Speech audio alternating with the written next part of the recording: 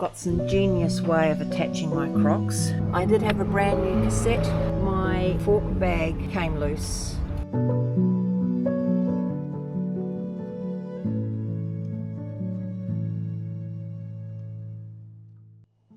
Hi, my name's Kathleen. I recently completed the Munda Biddi Trail, a 1,024 kilometre off-road ride through Western Australia. In this video, I'm going to show you what I carried on the bike, and then at the finish, we'll go through the bike setup itself and what I'd change if I did it next time. If you'd like a full downloadable gear list, I've put a link in the description below. This is the real setup I used to ride the full Munda Biddi Trail.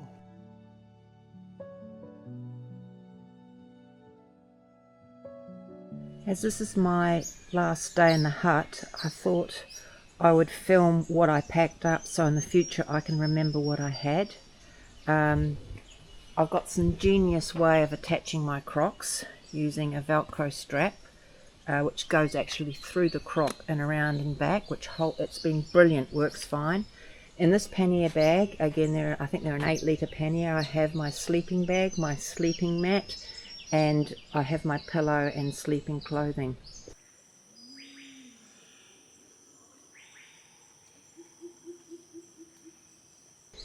In the other pannier here on the other side, very hard to see, we have the food and also the other Croc on the other side. So all my food is in this one.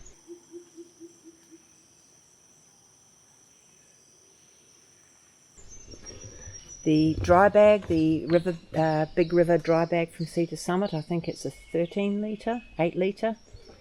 All my clothing, and inside there I have a compression sack, so all the clothing can scrunch down really small. My sit mat, which is indispensable on the top. In my frame bag here, I have things like extra water. I have my pump. I also have my snake bandage, and I have sunscreen and all other bits and bobs go in there, my pump, things like that. And here I keep the little GoPro stand plus my multi-tool, goes in the little bag here on the side. This is normally rolled up.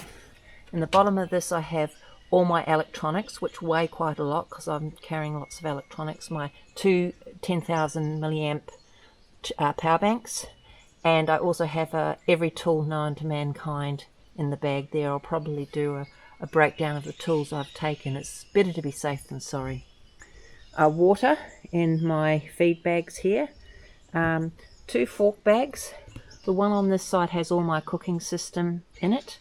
The cooker plus the gas. I had to buy a bigger gas, which was a little bit annoying, but they don't seem to sell the small gas bottles many places.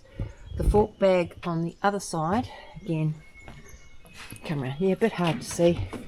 The fork bag here on the other side has all my personal hygiene, my toiletries, and my laundry bag. My little laundry bag that has all the dry bag I use for laundry items. The accessory bag has all my snacks for the day, plus little things that I might need like scissors, pen, my reading glasses. Ladies will know what this is. We'll tuck that one away.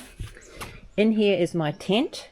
Tent's been fantastic. It's a Big Agnes Copper Spur 1, the bikepacking version. Here's a little bike stand that Mike made for me. I've MacGyvered it several times, but it has broken and now it's beyond use. It worked all the way right through basically today to yesterday when it finally broke. I use a Velcro strip here. When I need to lock the brake. When I lock the brake, it stops the bike from rolling, so when I'm leaning it against a tree, it doesn't fall over as readily. I have been doing my feather routine. This is the current feather that I have on the bike. There's not too many feathers, oddly enough, on the trail. I've been quite surprised. This little guy I think I picked up yesterday. In about a month, I've only picked up about 4 feathers. That's everything I carried on the bike itself. So now let's take a look at the bike setup and what I learnt after riding the full distance.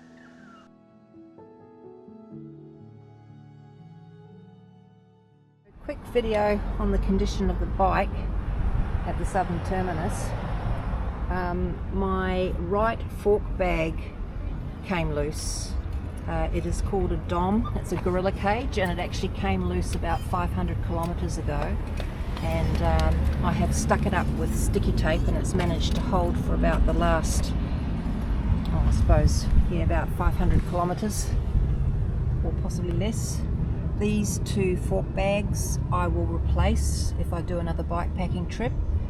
They weren't quite up to over 1,000 kilometres of solid off-road riding.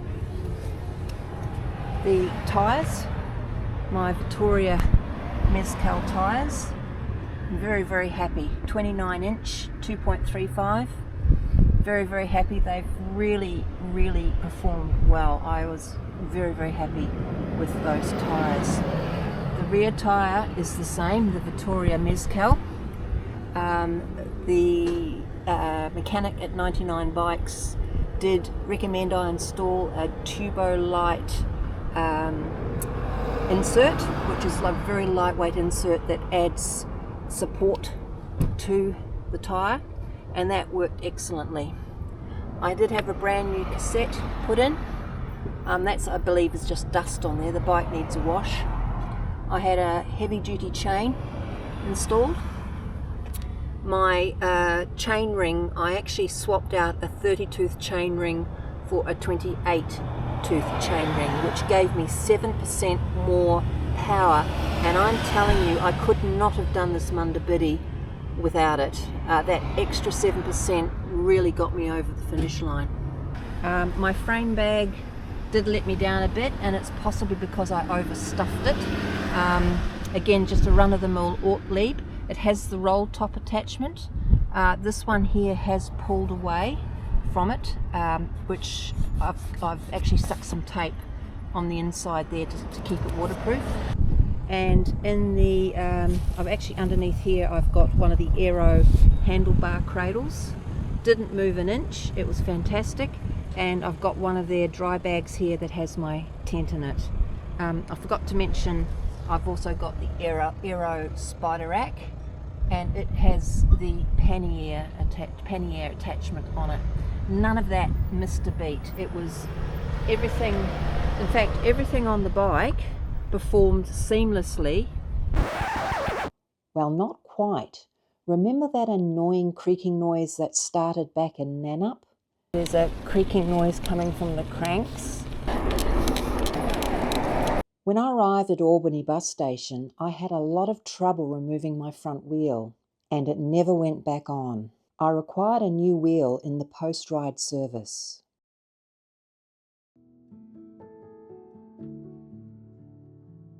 So after riding the full Munda Biddi, that setup got me to the finish line, but not everything worked perfectly. As I was away for nearly a month, and I do like a bit of comfort, I was carrying quite a lot of gear, and I certainly paid the price for it out on the trail. Looking back over my list, I would take most things again, but there were some things I would change to make the ride easier and more efficient. Most of the luggage and mounts worked really well, apart from my fork mounts and bags. These I'll definitely be changing next time to something lighter, more compact and stronger. My one-person tent worked fine inside the Munda Biddi hut, but when I camped outside, it was rather cramped and there was limited space to store my gear. I'll also rethink my tools. That little bag alone weighed almost 1 kilo. There was every tool known to mankind in there. I'll definitely be asking myself, is this really, really essential? And rethink some of the items that were in there. The same with electronics. 2 power banks, multiple cables, wall chargers. I had 2 of them. Some items are non-negotiable for filming, but I'll certainly be wanting to simplify that setup next time. Food is another one. I took way too much too early. There are many places along the trail to resupply. You don't need as much as you think you do. So overall, it's basically less what-ifs and more of, is this really essential? Hopefully this gives you a realistic picture of what it takes out there, particularly if you're in the planning stages of your own Munda Biddi. And if you're thinking about doing it, it's absolutely worth it.